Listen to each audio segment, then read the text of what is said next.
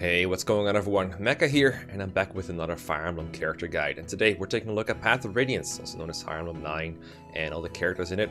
This is a guide that helps newer players get into Fire Emblem 9 and figure out, which characters are recommended to use. But right away, let me just say this right away, every single character on this list is viable. Even Rolf, who I put in the quote-unquote lowest category, is still viable. Because, first of all, Path of Radiance is not a very difficult game, it's very beginner-friendly.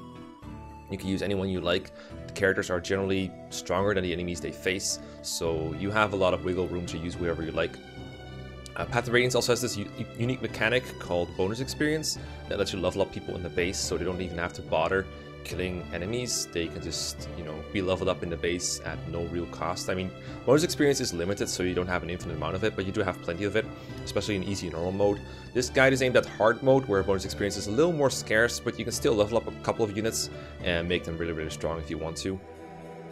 The only mode where that doesn't really apply is Maniac mode, which is Japanese only. If you're playing that, then this guide might not apply entirely, although in the grand scheme of things, it probably does to a large extent. So you can raise just about anyone. I wouldn't recommend raising like a whole team of 10 people that are really on a level that need a lot of bonus experience. Then you might run out at some point. In fact, that's probably another statement. But if you have like a couple of like no-brainers and good no investment, and then a couple of like other level units, you're probably going to be fine, right? Also, gonna emphasize, this is not a tier list. This is a character guide, and that means that within the categories, units are not ordered, and it also means that it's just a rough recommendation. Like, I'm not super interested in trying to get everyone into the exact right category. Experienced players in the comment section might be like, okay, this unit is here in okay investment, but they should be in high effort, or they should be in good no investment, or whatever. That's fine if you think that, but I don't think it matters a whole lot. I think everyone is capable of figuring out who they want to use in this game on their own. This is just to be like a rough guide of what you can expect, and the exact placements, I don't think they're very relevant. Like, a tier list has an end goal to make everyone at some point end up in the exact right spot between the exact right people. Give like power rankings of how good everyone is throughout the entire game. But this guy just says, okay, to hell with that. It's just meant to be like, okay, I just got Jill, how good is she? Like, how easy is it to use her? Like, should I use her or not? That's basically the answer I'm trying to the question I'm trying to answer. And regardless of whether she's in no-brainer or in good investments or in okay investments, you probably get like a pretty good idea of that she's viable or not, and that's the most important thing. That's also why I kind of color-coded the categories, because I want to make it clear, units in good investments are not necessarily better or worse than the ones in good no investments, and the same goes for the distinction between the okay one. All it really means is that the units in here are units that need training, whereas the units in here, they don't need training, but they're usually not as good as the ones that end up being trained in the end game, but they're better initially usually. So like, good investment means they keep up with the enemy power curve, they just need to be trained throughout the game, whereas good no investment units, they're useful for a couple chapters and maybe some after that too. Just keep deploying them, and if you no longer like them, just undeploy them, and you'll be no worse off. Also, these units are fine. No-brainers I would recommend to anyone. They don't just keep up with the power curve, they tend to destroy it, especially with some investment. The okay units, same distinction, right? These units are good as long as you invest into them to some extent, and these are units that are okay, but they don't take any investment. I got one high effort unit, Rolf. I think he is the unit that most people agree on. Not only does he take investments, but he also doesn't give you like returns that are as good. So that's why I put him on high effort on his own. There was like a lot of units that I was considering in here as well, along with them, but I don't feel that anyone really qualifies for it as much as Rolf. But again, I gotta emphasize, even Rolf in this game is viable. I wouldn't call it super easy, and it takes a while to get him rolling. And the payoff isn't great because he can't fight on enemy phase. He, uses a bow in a game where you can fight a lot on enemy phase with one-range weapons. And he starts very unleveled, very fragile, and not very strong. But he still turns into a somewhat viable unit as long as you can deal with his shortcomings. So if you enjoy using a unit like Rolf, you can get away with it. Just know that it takes bonus experience and patience. That's all I gotta say. And then you have the special utility tier. These units are a bit weird. I can't really rank them in the same way that the other units can. We got two thieves, we got Volk and Soth. I would recommend using them if you want to steal something, open chests, open doors, that kind of stuff. It's funny, they actually can steal like unequipped weapons in this game. So if an enemy has two weapons, or there's like a priest with a physics staff, you can swipe that from them. as long as their strength is sufficient, and that can be useful with folk in particular because the strength is kind of good. Most of the chapters, these units are not very useful as combat units. They use knives as opposed to swords in the other games, and knives are very low might weapons, so their attack power leaves something to be desired. Other than that, Volk has like okay stats, it's just the weapon might really drag them down, and then Stealth doesn't even really have the stats for that, so I wouldn't recommend using these for combat much. Unless you're playing a draft race like me, you just beak speed Volk to level 20 because you felt like it. But yeah, I would recommend using them for combat, but for thievery, they're pretty nice. Same deal with thieves usually. And then these 5 are, I mean, I'm not going to say what they are in case you're getting into the game, but they're basically characters that you have access to later in the game. They're actually meant to help you escape a soft lock. I'm going to get into that later, in case you really screwed something up, but you generally don't really have to worry about them. And it's pretty obvious what they do once you get them. If you want to get a general idea, these 2 are not that great at fighting. I wouldn't worry about them too much. I just wouldn't let them die in their joining chapter, that's all I will say. And then these 3, it's pretty obvious what they're for when they do join.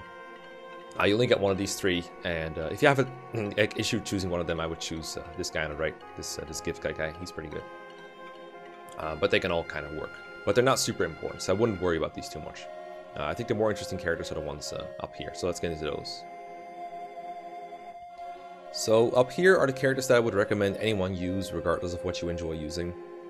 Doesn't mean you have to do it, but they're just really, really good. And there's no reason not to use them other than I don't like this character, I don't want to use him. That's basically the point of what I'm making here. So Titania is one of the most busted units in the series. If you're familiar with Fire Emblem, you might know about the whole Jagan thing, where you get an early pre-promoted unit that starts off a lot stronger than the rest, and the idea is that they fall off later by having lower growth rates and low bases for the level or something. Titania just kind of ignored that whole idea and just has good growth anyway. So what you end up with is a unit that both has good bases and good growth and keep up for the entire game. And on top of that, she's in one of the best classes in the game with some of the best weapon levels. She has high ranking axes and lances, and she also just has really good bulk and one to range weapons like hand axes and javelins, really high movement. This game just favors like cavaliers and paladins and flyers in all sorts of ways. Another way to do it is the fact that Kanto, the ability to move again after, using like rescuing and trading in the other games. This game is enhanced. You can also move after attacking and, healing and stuff like that. So that means Titania can move after basically every action. And that makes her move even further ahead of the pack if she wants to. It just makes her super flexible. She can get you out of any bad spot in the early game and even after that. There might be a spot like very, very late in the game where you feel like she's just not as good anymore. But it's a very slow downward curve compared to what you would expect of a Jagan. Also, speaking of favoring paladins, this game also has the Night Ward accessory, which is an item that gives you +2 defense and resistance when you have it equipped, as well as a hidden property where it gives 30% extra speed growth. So that lets her speed keep up, even if it didn't already automatically, because I believe her speed growth is already like fine, but this just like puts it over the top. So that makes it very easy to get speed level ups on her. It can be used with bonus experience as well. So for that reason, you're going to see like praised paladins like her and Oscar and Kirin and Astrid a lot. Keep all of that in mind when I'm going over the other cavaliers in this game. But Titania is super busted. Again, with Jagans, I will say don't solo the whole chapters with her. If you want to train other units available, like if you want to give some levels to Ike or Boyd or Oscar, you might want to keep that in mind. But don't feel bad about using Titania. It's fine if she takes a couple kills here and there, and I especially like feeding her boss kills. It's kind of the same thing as Seth from the FE8 guide. Then there's Marcia and Jill. Now these are 2 units that I put in no-brainer, even though it takes some investments to keep up with the power curve, because they both join a little under-leveled, but not under-leveled by so much that you wouldn't be able to feed them kills without the bonus experience. It's just the bonus experience is the easiest way to make them overpowered quickly, and the returns on the bonus experience are more massive than for anyone else, because these 2 units fly. So flying lets you like bypass terrain, which is very plentiful in FE9. They can move again after attacking, just like Titania, and their combat, once you get it up with bonus experiences, is very, very good. Like once they promote, it just kind of decimate everything in the game. Hard mode cannot really keep up with the stats that Jill and Marcia gain, and they're super good. After promotion, especially Jill, I find like very promising because she gets axes on promotion. They both start with lances. Jill gets axes. Marcia only gets swords, which is not very useful. But Jill being able to use axes is helpful because it gives her even more might. But yeah, super flexible units. They can keep up with everyone. You can use Savior to rescue Ike if you ever need to ferry him anywhere. But even if you had like a bit of a slower playstyle, like I'm kind of describing them from a point of view of like someone trying to speedrun or LTC the game or whatever. But even for slower players, I think the flexibility that the Flyers offers is just too good to ignore. And you should always at least use one of these. I would recommend using both. Not saying you need it, but it really, really helps. Very, very powerful units. Would always use. Tanith. If you don't want to BXP up these two, then at the very least you should use Tanith, because Tanith joins as a promoted unit, and her bases are super, super good. Like the only reason she's not ranked higher on like tier lists is because she joins like past halfway through the game, like chapter, I want to say 18 is when she joins, right after Ike promotes. So that's not very early, but when she's around, you should always use her. She's super, super strong. And she can use high rank swords, unlike Marcia. So Marcia gets like, I think like E or D rank swords upon promotion. Tanith is like, alright, I have like A rank swords or whatever, I can use the Sonic Sword. As well as Silver Lances. And I think she joins with one of each of those actually. But she has like plenty of more options to use. The Sonic Sword is nice because it kills wyverns. But she can also just fight normally with other weapons like Forged Lances, Silver Weapons, etc. Very solid, no reason not to use it. She also has the Reinforce skill, which can be helpful. It basically calls into play 3 Holy Guard units, 2 Pegasus Knights, and a Falcon Knight, and those are plenty strong. They're even stronger in Maniac mode, again, but that's Japanese only. I'm kind of assuming like Radiant, Path of Radiance hard mode, the English version. So I'm not going to talk too much about Maniac mode here, but I thought that was worth mentioning for her. But yeah, those Reinforce skills can be useful if you want to distract some enemies, you know, maybe draw some boltings or ballista fire away, or some other dangerous enemies. I usually don't use it because Path of Radiance is kind of a slow game already, and I don't want to sit there forever watching animations and watching the NPC phase play out. But if you ever feel like you need it, just use it, because you can use it twice per map. It doesn't cost you anything to use. There's no reason not to use it if you're, you know, you're taking your time. So that's pretty good. Yeah, that's Reinforced in a nutshell. So that's the 3 flyers.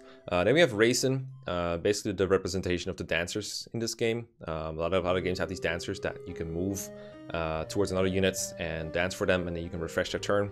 They can move again. That is pretty useful. Raisin does the same thing, it's just called chanting in this game. Or it might even be, I think it's called chant. Galder, or whatever you want to call it. Basically refreshes the unit's turn. Nice thing about Raisin compared to the dancers from other games is that he can fly, so he's less susceptible to being blocked by terrain and some stuff like that. He doesn't move again after Galdering unless you give him the Night Ring, which is an optional item you get from a certain side quest in the chapter where you see Nasala. So keep that in mind and pay attention to the text there if you want to get that. Another nice thing about Raisin is that he can transform like any Lagoons, and the transformed form of Raisin is absolutely busted. First of all, he just gains more movement, so that makes him even more flexible to where he goes.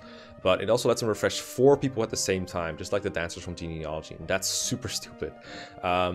I talked before like how all the units move after attacking, like all the ones I've discussed so far, and a lot of these do as well. So that makes it very easy to set them up in this diamond-like shape. You put Raisin in the middle, dance for 4 people at a time, and then you can just use these same 4 units to attack 8 times in a turn. Total, that's hilariously strong. That lets you get rid of a lot of like dangerous enemies, or let you get more staff actions in, or just more healing, more rescue dropping, whatever you want to do. Raisin will enable it after he transforms. He will transform automatically after a couple turns of sitting around, but you can speed up the process by using a Lagoon Stone if you want to just instant transform him. You do get a couple of those, so if you ever feel like you want to transform Raisin, I recommend you do it like almost immediately so you can get the most out of it. Planning is very important with Raisin and dancers in general, because they're very fragile, they don't counterattack, and they can die easily because their HP and defenses are so low. So you gotta keep them safe, but even though this takes some, you know, some mental strain, it's a little hard sometimes to keep them out of range, I still always recommend you do it, because it's just so useful, and it will help you playing other games with higher difficulty if you know how to keep a dancer safe. And the returns rate are so marvelous, it still puts him a no-brainer. Plus, there's no investment required in order to use Raisin. So with such a huge return and so little investment, how can you not put him in no-brainer? Alright, next up we have the goods. Once again, let me emphasize, I don't think either of these tier is above the other. That's why I gave them the same color. I just think these are units that need investment, and these are units that are like useful in short term, but not as useful in the long term as these units are. So that's why they're a bit distinct. But one of them has got to go on top of the other, right?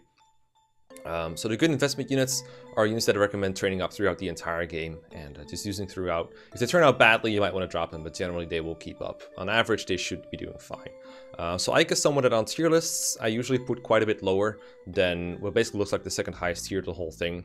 And that's because for any new player, I would recommend training Ike. I think it will save you the most headache in the end to just save Ike. If you're not a blind player, then getting away with not training Ike is probably a lot easier. And sometimes you might just want to do that just to see it. But for a new player, I think it's just the best for like both story experiences and for gameplay experiences to use Ike. There's two bosses in particular later on that I think it would be very helpful to have a trained Ike for. And also it just helps you avoid game overs and stuff. So I think in general, I would just recommend people train Ike. On a tier list, I find Ike is like almost comparable to Roy from the Binding Blade, who is not a very good unit. But this is not a tier list. This is a character guide, and I would recommend you training Ike. He is locked to swords, and swords is a pretty bad weapon type compared to lances and axes because they have no one-to-range weapons, and a lot of the enemies in this game use lances, so not having weapon triangle over them is kind of annoying. So that kind of hurts him a bit, but overall I don't think it does enough to like deter you from using Ike. He's not that bad. His growths keep up fine. You can eventually start one-running maybe, especially after promotion, and overall having a trained Ike is going to help you, especially since he's like force deployed. So like he's always going to be there on the field. You might as well have him help you out. Ike is plenty good. Boyd is an early game axe fighter, better than most if you're used to the GBA Fire Emblem games because he's actually got a reasonable speed growth. So once Boyd levels up speed and strength a couple times, he can actually start one-running things. He's got more attack than almost any other unit and enough speed to double eventually, so that's pretty nice. Just a pretty good all-around foot unit. Sure, he's not on a mount, just like that's like the other main problem, they're not on a mount, but other than that, he does just fine. His HP ensures that he's fairly bulky, but he does have like somewhat low defense, so you might want to like keep him safe at times. But yeah, plenty good unit. Not a whole lot to say about him really. He's just uses axes. The axes is a pretty good, nice weapon type to have. Oscar, first Cavalier you get, really strong. He starts off like fairly strong. I think he starts out doubling most of the axe fighters you face, so that's just about what you can expect from Oscar. He doubles his like all game long. His durability might not look like super great at first. It's okay, but it's not super great. But he has an earth affinity, which means that when he supports other characters, which happens just by deploying people, you don't even have to put them next to each other. It just happens by deploying people.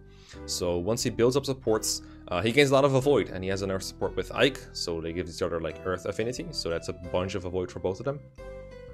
He supports Kirin, who you recruit later. That's like earth fire, I believe, so that's more avoid and more attack. That's basically avoid the supports I would recommend giving to him. Very strong unit. Can make use of the Night Ward, just like Titania, so +2 defense resistance during battle he has it equipped, and of course, basically guaranteed to speed level up. Not guaranteed, but like very high chances of getting speed, because of this +30% bonus. So yeah, use the Night Ward when you can, when giving him a bonus experience, and otherwise just have fun using him, because he's just fun to use as he looks. I mean, look at him, he's got his eyes closed. Then Soren is a bit of a hard sell and good investment maybe, but I think I can do it. So Soren is a mage, and he starts off looking very weak. He's very fragile with low HP, low defenses. He doesn't really double anything, and his wind tome is very weak, and his base magic isn't so high to compensate for it. So it doesn't do a whole lot of damage, but it's still worth setting up kills for him and training him overall, because as his magic grows, he will hit harder and harder. He has the skill Adept, which is a skill-based chance to just get an extra attack in basically. So once he starts doubling, that means oftentimes he'll attack 3 or even 4 times. And on top of that, his speed and magic are going to get really good. It's just one-running stuff. And he also has in his support with Ike that will give them both a lot of avoid. Ike has Earth, like I said, and Soren gives Dark, which doesn't give as much avoid as Earth does, but still quite a bit. So that will let him dodge tank somewhat reliably. And there's some skill combos you can give to him to make it more likely that he will destroy an enemy before he even touches him, mostly involving Vantage. Between Vantage and Adept, there's a very good chance he just kills an enemy before they get to attack him. Vantage in this game works at full health, by the way, and it always activates. So you've probably seen it if you've used Mia before. He just always attacks first when someone attacks him. So pretty good candidate for Vantage, and with that, he's actually like fairly durable. You can also use staffs later on. This game doesn't really have any good staff users. Like if you think of like FE6, for example, it has Nime and Yoder, and FE8 has like Saleh and Mulder, and FE7 has Pent, of course. But this game doesn't really have any like super good staff users that just have a high stat rank at base. We're gonna get into staffs a little bit later with Riz and Mist. or I should probably say Reese, but I'll probably never remember to say that. So having an extra staff utility unit is very helpful in Path of Radiance. It's very easy to build up, so all those things are reasons why I think Soren is a good investment. But I'm very aware that it does take time to get going, so if you want to just pass that up and say, alright, I want to go with units that are easy to train, you might want to pass them up, but I think he's worth the investment. Next is Kirin. Kirin is more like Oscar, but he joins in chapter 11 basically. You could say 10, but it's really 11. And he joins at like level 12, and that's good enough at base level to just be good at fighting. Like, there's nothing wrong with Kirin when he joins. He's not unleveled or anything, but he still has like all the advantages that the other paladins have, like moving again, having good weapon types. I don't think I mentioned it yet, but when a paladin promotes, they can choose an additional weapon type. So Oscar starts with lances and Kirin starts with axes. So they both have the luxury of just choosing the other's weapon, so that they both have lances and axes, which is the best combo of weapons you can have, to have access to both javelins and hand axes, as well as high might steel axes, or weapon triangle over sword users with lances. So that makes them like the best at picking weapon types and you know, picking the right weapon for the right situation. But other than that, Kirin is bulky, strong, fast enough to double. You can canto, which basically means moving again after attacking something. It's just very, very helpful to have around. There's no reason not to use him at all, unless you just don't like him. I didn't put him up in a no-brainer. I could have, theoretically, I guess, but I would have to put Oscar up there as well. And I thought they fit better in a good investment tier. But Kirin requires less investment, but he also joins later. So compared to the other units, he'll be roughly the same level as Oscar was when he joined. So that's why I feel like they're not like over or under leveled. Anyway, the point is, use Kirin, he's good. Astrid is someone who does take investments, because she joins at level 1, and then later than Kirin, she joins at one of the boat maps at level 1. But she does the Paragon skill, so she's less underleveled than you might think, because it takes less XP to catch her up. She gets a ton of XP from killing something, like a Raven in her joining chapter, and she also uses bonus experience more efficiently, because, you know, bonus experience works with Paragon, so you need twice less to level her up compared to other units at the same level. That combined with the Night Ward that she joins with, by the way, she's the one who joins with it, so you're guaranteed to have it when you are recruiting her. So she's very, very powerful when she's trained up, and it doesn't take as much bonus experience as it takes to level up someone like Tormod or Nefini or someone else who's underleveled. And the payoff again is huge, because again, we're dealing with a paladin here. She's a bow knight, she starts with bows, but when you like promote her, you can give her axes, and from there she has access to most of the things that other characters do. She won't have like lances if you don't give her those, but they're the most dispensable, or the most disposable part of, for example, Kirin's promoted kit.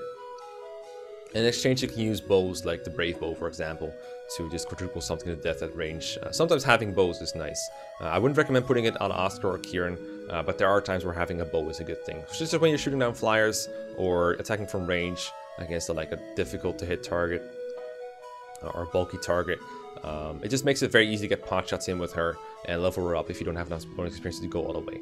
And the Night Ward works very, very well with bonus experience and the Paragon skills. So yeah, it takes investment. She's on a level, but not as much as other units, so that's why I got it up in here. Something else I don't think I've mentioned yet, I'm not sure, but units are not ordered within tiers. I ordered them for like availability, so they're roughly in the order that they join in. If I made a mistake somewhere, then that's that, but you don't have to worry about the unit ordering within a tier. Just mentioning that real quick. So next up we have the units that are good, but with no investment. So these are mostly units that I think you should deploy for 1 or 2 chapters at the very least when you get them. And after that, if you want to keep using them, go ahead. But it's not as recommended as these guys up here. But they're still very useful, especially considering there's a little opportunity cost for them. So Gatri and Xinon are 2 units that you have in the early game, and then at some point you no longer have access to them. They do dump their stuff on you, their inventory, so you don't have to worry about that at any point in the game. But you just don't have access to them for a while. Gatri leaves and he rejoins like 5-ish chapters later, so it's not too bad. And Xinon leaves for like half of the game basically. I would recommend just using these in the early game for like how useful they are there. I mean, Gatri is an invincible tank, and Xinon is a pre-promoted sniper that also can take some hits. But despite the fact that I don't really like armor knights or snipers in an efficient setting, I do really like using them in the early game. Especially in chapter 7, they are very, very useful. And I'd always make use of them there. But when they rejoin, I don't really consider them worth it. Especially not Xinon, considering how hard his re-recruitment is. Look it up if you're curious. And how far behind his stats are when he does rejoin is just not worth it. And Armor Knights in general, I mean, when other units have as much durability, like people like Titania and Jill and Ike, they already have a pretty hard time dying, so the added value of extra defense on Armor Knights is not great, but in exchange he has less movement to work with and less speed as well, and that's kind of annoying. He can't use the Night Ward though to fix his speed if you really want to, so there's that. Again, every unit is viable, but these definitely take some work to turn into long-term viable units. Then there's the Lagoons, Leth, Mordecai, and Warren. I like all these units, at least in the short term. The big trouble with Lagoons is, of course, the fact that they start untransformed most of the time, with some exceptions. And they have to keep up their transformation gauge, which you can't really do because it just depletes in this game. There's no way to fix it like Leafy Grass and Radiant Dawn. And in addition, they only have one ranged weapon, and they can't make their weapons any stronger. They can't use forged weapons like these other characters can, and they can't use ranged weapons. So that's a big drawback to using them. But their stats are usually pretty good. Either they tend to have really good strength or speed, or some combination of both, as well as a lot of HP. So definitely use them when you got them, at least for a little bit.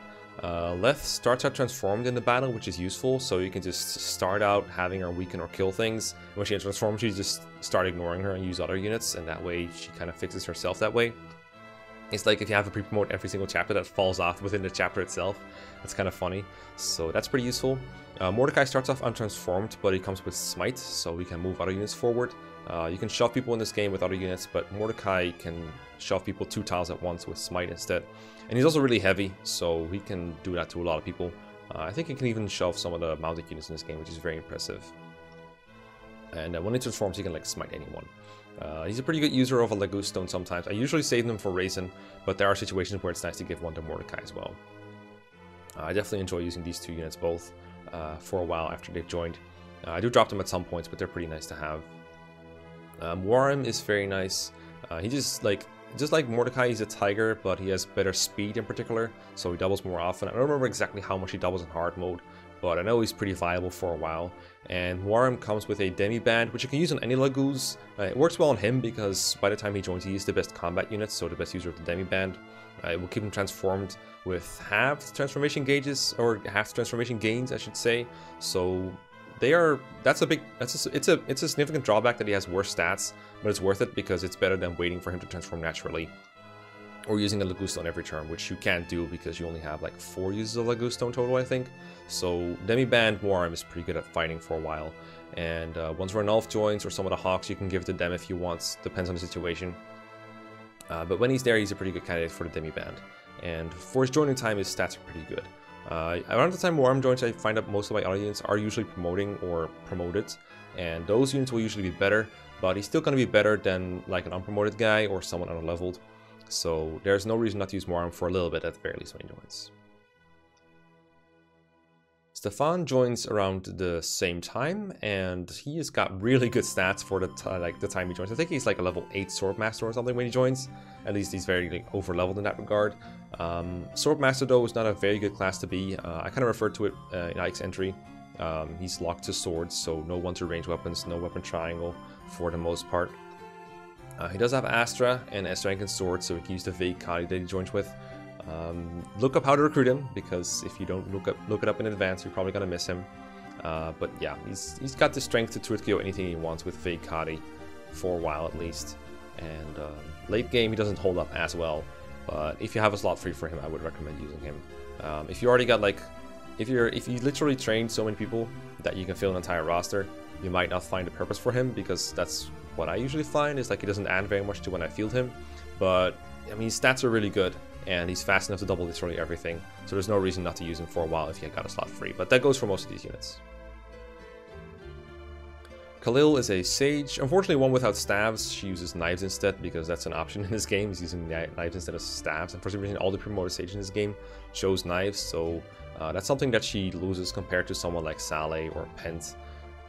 But she's still useful for all the anima magics you can use. She has high weapon ranks in like fire in particular. I think she can use all the long range tomes at base, so she can use like Blizzard, Meteor, Bolting, and those are situationally useful.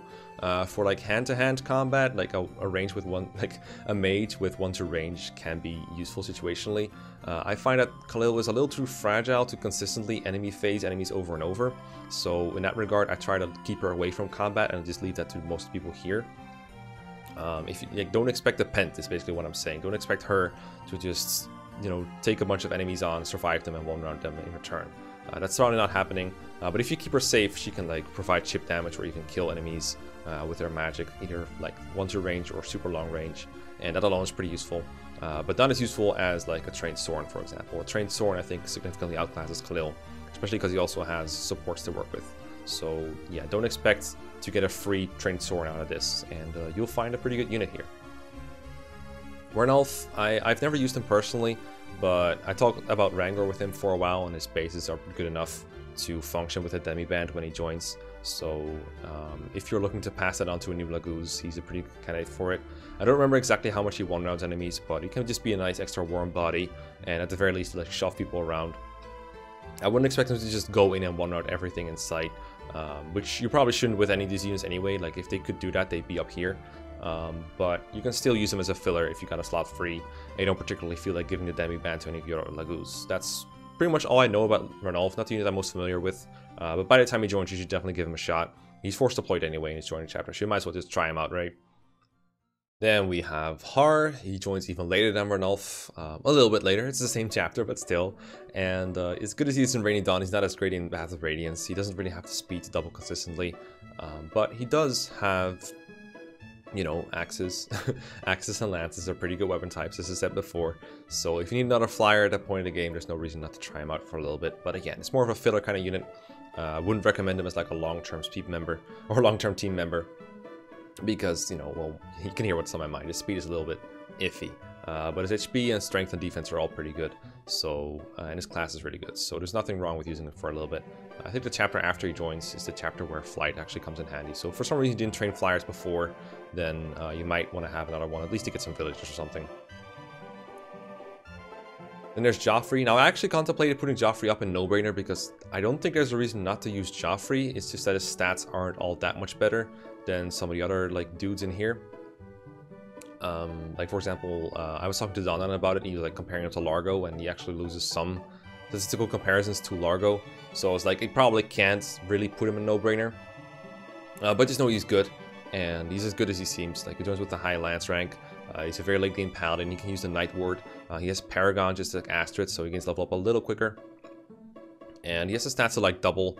He doesn't one-round a whole lot besides Sages, but he's still bulky enough to take the front line and help out with rescue drops and all that kind of stuff. He's still good. Not as good as like a trained paladin, but still more than sufficient to get done what you need to get done with a paladin. His base stats are good, and Paragon will get him a couple level ups along the way that will make him even better. And at this point in the game, your paladins will probably not want the Night Ward anymore, either for durability or speed reasons, because they've already grown so much. So he pretty much has a free claim to it at this point in the game. So yeah, Joffrey is pretty good, and I almost put him in No-Brainer. I didn't quite get in there, but there's no reason not to use it. Next we have probably the most difficult tier to talk about, because these are units that I wouldn't hardly recommend, but I also can't call them bad. And whether you like them or not is more like personal preference than anything.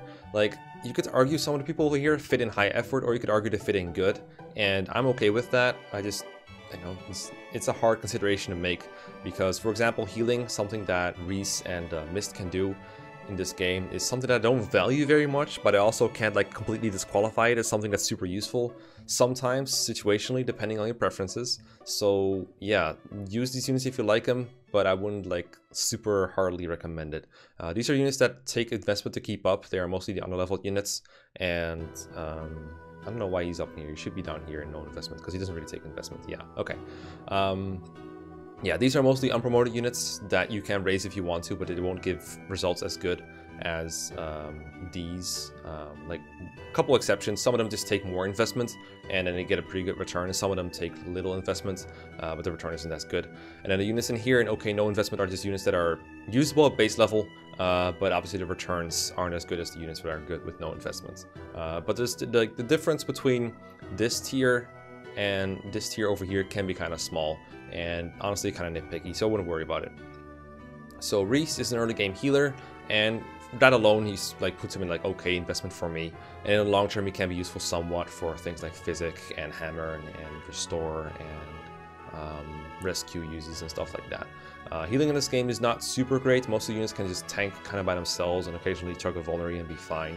So I wouldn't recommend you force yourself to use a healer because they're just not as impressive as, for example, like FE7 Priscilla. I think is much better than any of the healers in this game. So don't like make yourself use a healer if you don't want to.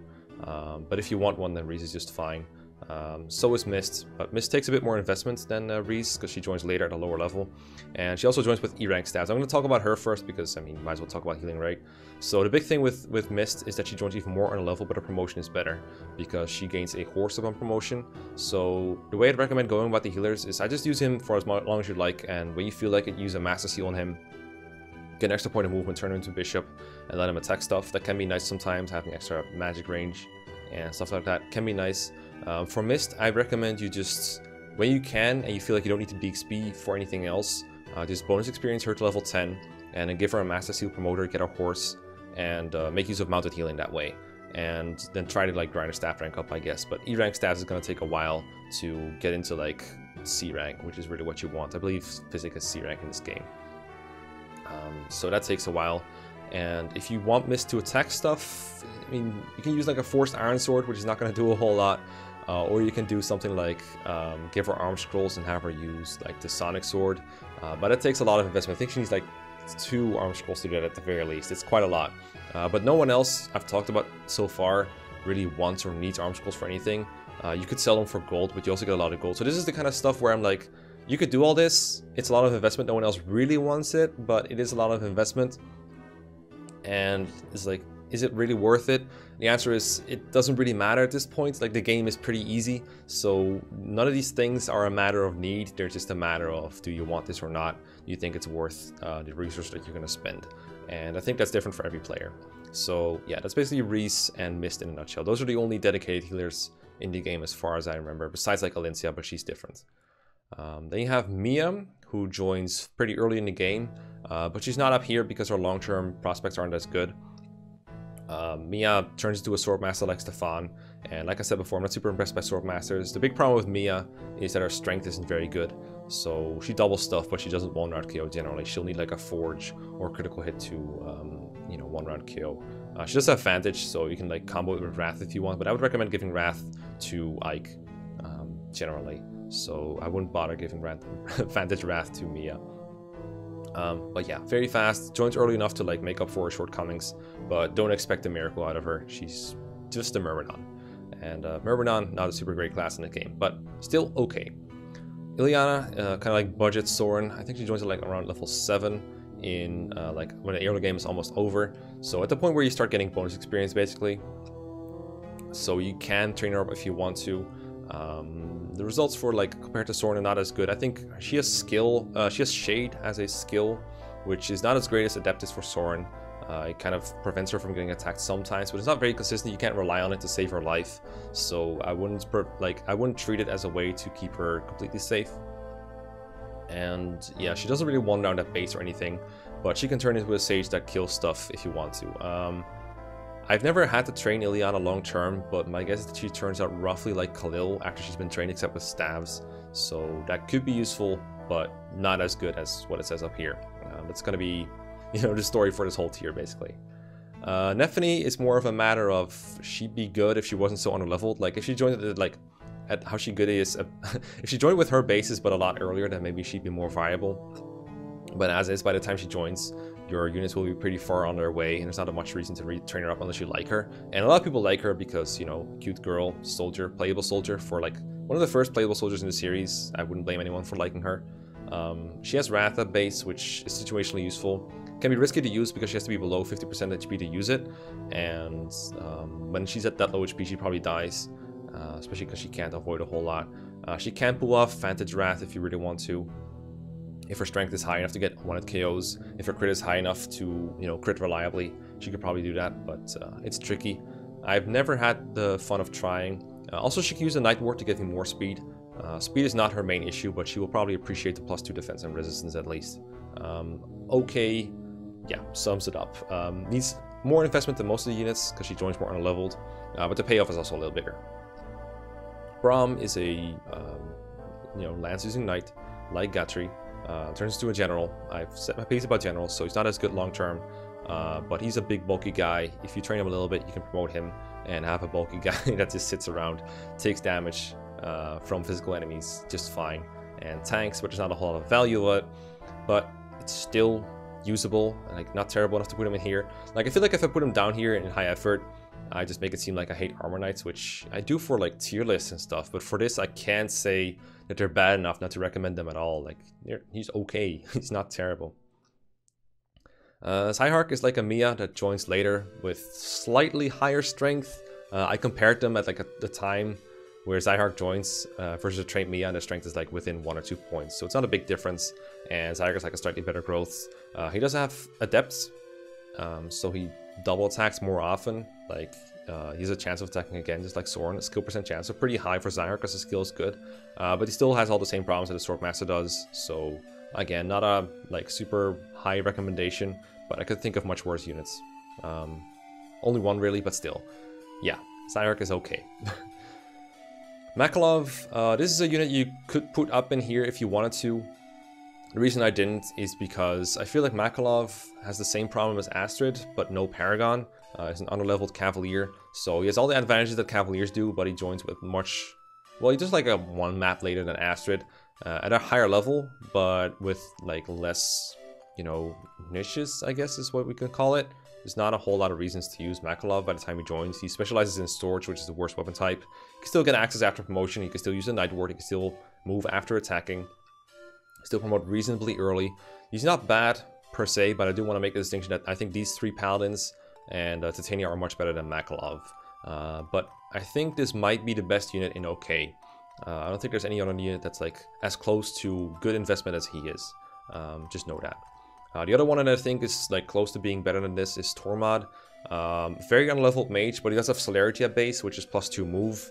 That's the big problem for mages and sages in this game, is they're unable to keep up with mounted units sometimes, and the mounted units are really good.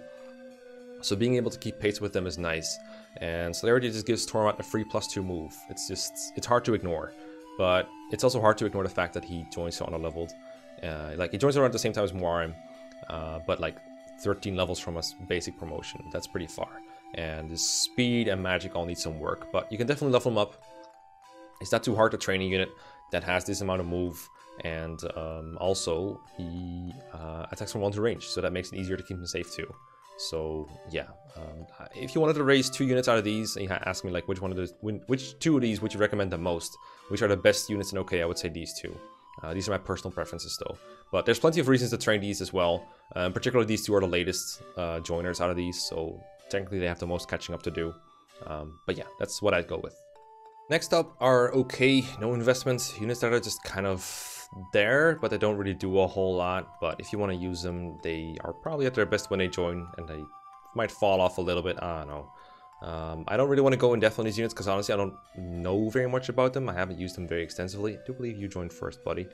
So Devdon in this game joins in like the middle of the game. Fairly impressive combat overall, but he can use the Night Ward to get speed level ups, and if he does, then at least he doubles, and his strength might get good enough to twit kill stuff. Probably won't.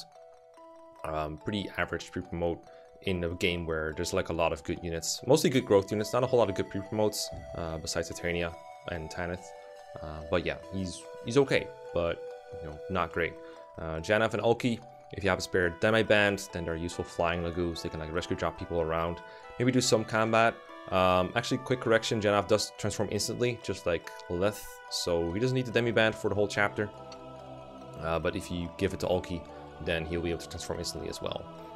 So flying is nice, but their combat isn't very great. Cerroneo is a general, so the same long-term prospects as Braum and Gatry, so not super great, but he does have Resolve at his base kit, so if he gets to half HP, he suddenly starts doubling stuff. Can be risky if there's enemies nearby that can kill him, but a lot of enemies just don't kill him because his defense is so high. Magic might be a problem, and really strong attackers like Tigers might also be a bit of a problem.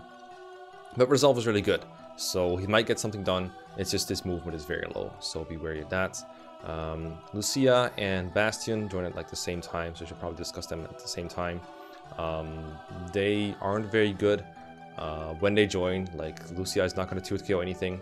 I think Lucia has parity at base. Like every time Lucia attacks for me, And like it shows that she activates parity. I'm like, wait, what's she doing? But then I just realized, oh, it's parity. It negates support bonuses on herself, which is kind of dumb.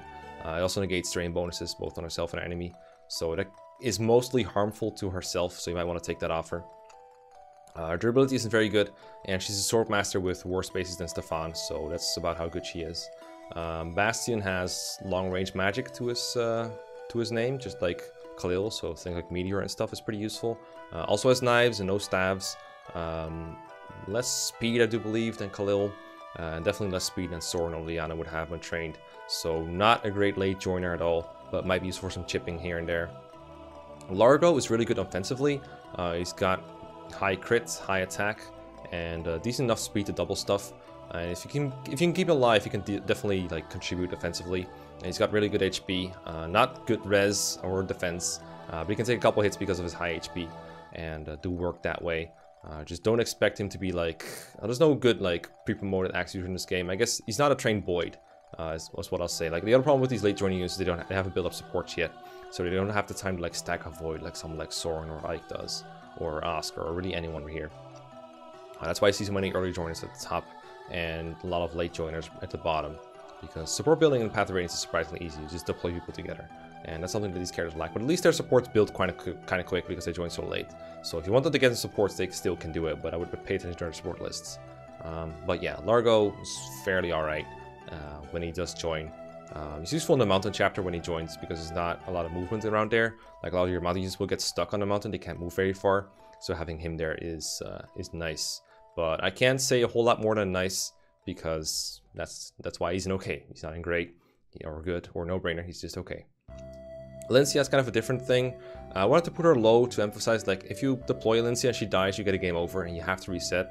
And that can be kind of annoying in a really long map, like the one she joined in, like Clash. So definitely keep her safe if you're deploying her. The returns on it are, you know, reasonably interesting. She does have an A rank in staves, so you have access to great staves like Fortify and Physic and Hammer and Rescue. So that can be useful utility. And it is on a Pegasus Knight, basically. Like Elincia's class is basically a Pegasus Knight with staves and swords. So there are potential returns. It's just very risky because one stray bow shot and she's probably dead. So be very careful. But the healing that she provides can be very useful. So yeah, that's why she's an okay no investment, because it's very risky to use her, but the returns are there. I said before, I don't think healers are very useful overall because everyone's pretty bulky. So if healing was like more significant, I might put her up higher. But as is, I can only sort of recommend using Elincia, but not really. Rolf, I basically went over. He's an under-leveled bow user in a game where bow users alone aren't very good. And then you also need to invest into him, and then also his stats at base are just not very good. So he needs a lot of level ups to help him out. So that's why he's in high effort, but he's in high effort, not absolute trash, because his growths, and they're alright, they're decent, so you can get somewhere. Just know you're not getting a whole lot out of it. I went over the combat of these units already, and I'm not going to say a whole lot more about them. So that's the whole guide in a nutshell. I hope you found it useful, or if you were just listening because you like hearing me talk about characters, good news, I'm going to do that more often. So yeah, enjoy, have a good day, and let me know how your Path of Radiance is going. Peace around, goodbye.